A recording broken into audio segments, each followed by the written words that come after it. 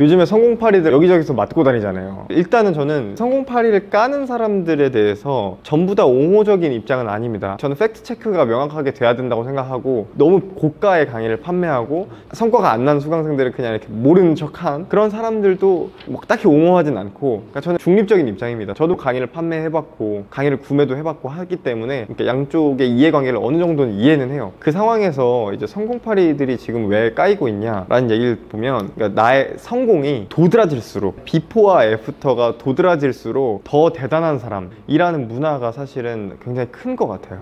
내가 반지하였고 바퀴벌레 나오고 했던 사람인데 이렇게 됐다. 갭이 크면 클수록 더 리스펙을 받는 세상이고, 사람들이 더 많이 강의를 결제하고, 그렇기 때문에 강사들이 마케팅적인 액션을 위해서 내 과거는 최대한 낮추고 나의 현재는 최대한 높이는 전략을 썼어요. 이제 대표적인 과장 허위 광고 전략들이 뭐냐면, 한 달에 내가 1,000만 원을 벌었어. 1년치를 환산하면은 1억 2천이잖아요. 매달 1,000만 원을 벌었다고 쳤을 때, 그럼 나는 연봉이 1억 2천이다. 혹은 난 애가 한 달에 1억을 벌었어. 그러면은 나의 연봉 10억. 이런 식으로 곱하기 12를 해버리는 거예요. 더 심한 경우는 나는 하루에 얼마를 벌었어. 하루에 1,000만 원을 벌었으면 한 달에 3억 벌었고 1년이면 36억 벌었어. 이런 식으로 나는 연봉 36억이야. 근데 사실은 그 하루에 1,000만 원 매출을 내기 위해서 몇 달을 준비했을 수도 있는 거거든요. 그런 현상을 보고 사람들이 뒤통수 맞은 느낌이 드는 거죠. 이렇게 장난치는 거 말고도 여러 형태로 과장 허위 광고들을 일삼다 보니까 사람들이 불만이 점점 쌓이는 거죠. 왜냐면 내가 이제 강의를 들었어. 근데 성과가 안 났어. 그러면 이 사람의 과거와 과장 허위 광고를 했던 것과 이런 것들을 그때서야 문제 삼기 시작하는 거예요. 강의 들을 때까지만 해도 이 사람 성과 났었는데 내가 했는데 성과가 안 났어.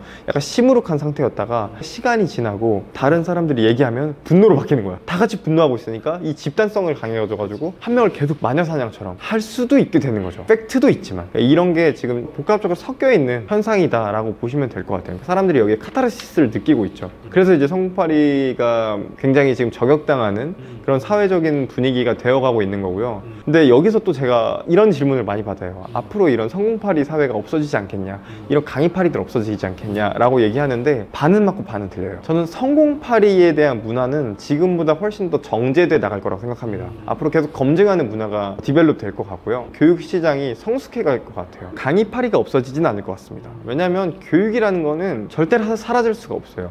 인간이 성장하기 위해서는 독학을 할 수 있는 게 한계가 있거든요. 간혹가다 나는 독학으로 성공했는데요, 저 사람은 독학으로 성공했다는데요 라고 하지만 99%는 본인이 어떻게 성장했는지도 모르는 메타인지가 낮은 사람이거나 운이 좋아서 성공한 사람이겠죠. 혹은 진짜 천재거나. 대부분의 사람들은 이 환경과 누군가한테 교육을 받거나 이렇게 성장을 하는 거거든요. 우리가 어렸을 때부터 커온 과정을 생각해보면 알 수가 있죠. 그래서 강의라는 거는, 교육이라는 건 없어지지 않습니다. 앞으로 더 성숙하고 디벨롭되고 좋은 강의들이 많이 생기고 좋은 강사들이 많이 생기고, 수강생들도 비판적 사고가 더 성숙해져서 자기한테 잘 맞는 강의를 선택하고 이런 시장이 올 거예요. 그러면 우리가 만약에 지식 창업을 하고 싶고 이런 사람들이라면 어떻게 준비를 해나가야 되냐, 앞으로는 이제는 어떻게 해야 됩니까? 저는 이렇게 말씀드리고 싶습니다. 실제로 고객에 집중하세요. 그러니까 나의 스토리에 집중하지 마시고요, 고객에게 집중해서 나에게 이런 고객의 문제를 해결할 수 있는 능력이 있는가, 여기에 좀 더 포커싱을 맞추자는 거예요. 처음에 당연히 없겠죠. 4년 동안 내가 특정 분야의 전공을 배워가지고 졸업했다고 해도 학사 졸업생들이 그렇게 전문가라고 할 수 있나요? 없거든요. 어떻게 하면 진짜 내공을 깊게 가지고 사람들의 문제를 해결할 수 있는 전문가가 될 수 있냐, 여기에 집중을 해서 진짜 전문가가 돼야 된다는 거예요. 스토리에 집중하지 말고.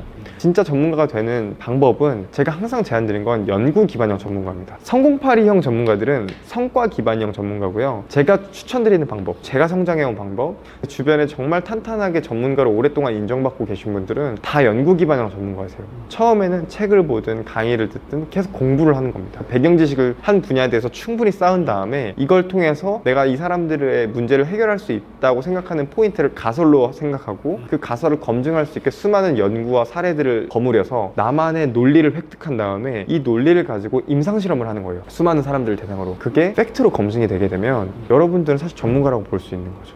변호사, 의사, 세무사 이런 전문직 분들 어떻게 성공하는지, 어떻게 전문가로 인정을 받는지를 생각을 해보시면 쉽게 아실 수 있어요. 그분들이 커왔던 과정, 꾸준히 공부를 해서 자격증을 따고요, 어떤 저는 로펌에 가든지 아니면 세무법인에 가든지 아니면은 대학병원에 가든지 거기서 인턴 어시스트부터 시작하잖아요. 옆에서 잘하는 사람들을 보고 배우면서 임상실험을 쌓거든요. 간접경험. 그리고 나서 전문가를 옆에다가 같이 두고 동석하에 내가 먼저 퍼포먼스를 보여보고 여기에 대해서 피드백을 받고 하면서 점점 더 정교해지는 거거든요. 여러분들이 이 과정을 저는 꼭 겪으셨으면 좋겠어요. 성공팔이 성과 기반형 전문가가 되겠다는 마음을 버리시고 탄탄하게 내공을 쌓아서 이 사람들, 나의 고객들의 문제를 진짜 해결해 줄 수 있는 연구 기반형 전문가의 길을 가셨으면 좋겠습니다. 보통 3개월이면 성공한다던데요. 연구기 반영 전문가는 너무 오래 걸리지 않나요? 3개월 안에 뭐 어떻게 된다. 본인의 성공 스토리를 팔기도 하지만 수강생들의 빠른 성공 스토리를 또 팔기도 하거든요. 사람마다 레벨이 다 다르거든요. 베이스가 다른데 어떻게 다 천편일률적으로 몇 달 만에 빠르게 성장을 하고 성공을 하겠습니까? 어떤 사람은 아무 베이스가 없어서 컴퓨터를 다루기 익숙하지 않은 분들도 있어요. 근데 그런 분들은 수기식으로 글 쓰다가 컴퓨터로 타자 치는 거 연습하다가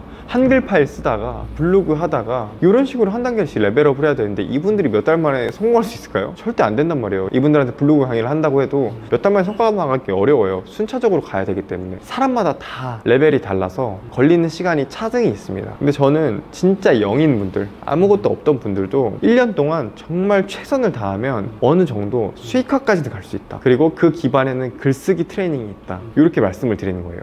그러니까 연구 기반형 전문가로 최소한 준 전문가 수준까지 올라가려면 1년 정도는 시간이 필요해요. 그리고 글쓰기 기반으로 내가 수없이 소비와 생산을 한다고 했을 때 읽고 쓰고 보고 쓰고 이거를 1년 동안 꾸준히 한다고 했을 때 준 전문가 수준까지는 1년 안에 갈 수 있다. 이렇게 말씀드리고 싶습니다. 그래서 이게 돌아가는 거냐, 성공팔이 3개월 만에 성공한다는데 우리는 1년 걸린다고 얘기하면 너무 오래 걸리네 라고 얘기할 수 있겠지만 저는 솔직히 이렇게 말씀드리고 싶어요. 3개월 만에 성공할 수 있다는 곳에 가서 강의 한번 들어봐라. 진짜 그렇게 되나? 그렇게 되는 곳이 있다면 저도 가서 배우고 싶습니다. 그렇게 안 된다니까요. 그래서 저는 오래 걸리라고 막 몇 년 동안 하라고 하는 게 아니라 딱 1년만 집중해보자는 거예요. 마지노선이 1년 동안 집중했을 때라고 생각을 하고 이미 내가 어느 정도 배경 지식도 있고 공부를 해봤고 글도 많이 써보신 분들이라면 1년도 안 걸릴 수 있죠. 근데 모든 분들한테 몇 달 만에 된다고는 말씀 못 드려요.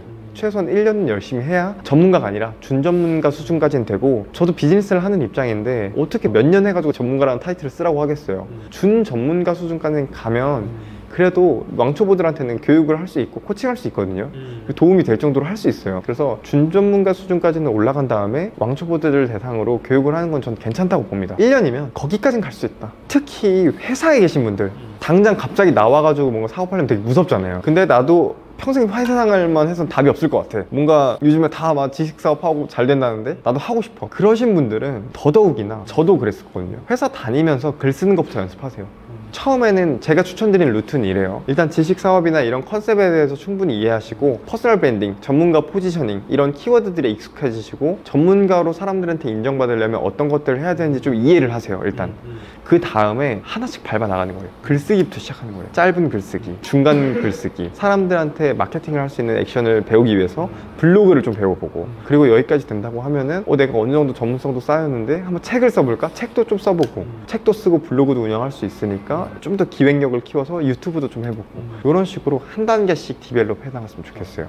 여러분 직장에 지금 계시지만 사업을 할 수 있는 루트를 열어둘 수 있습니다. 성공팔이 시대는 이제 지나갈 것이다. 그리고 일부의 정말 검증 가능한 성공을 한 사람들만이 성공팔이로 잘 될 것이고요. 그렇지 않고서는 앞으로는 지식사업 시장이 좀 더 성숙할 거기 때문에 연구 기반형 전문가로 탄탄하게 내공을 쌓고 내 스토리만 파는 게 아니라 고객의 문제를 해결할 수 있는 전문성을 진짜로 쌓아가지고 전문성을 팔아야 되는 세상이 올 겁니다.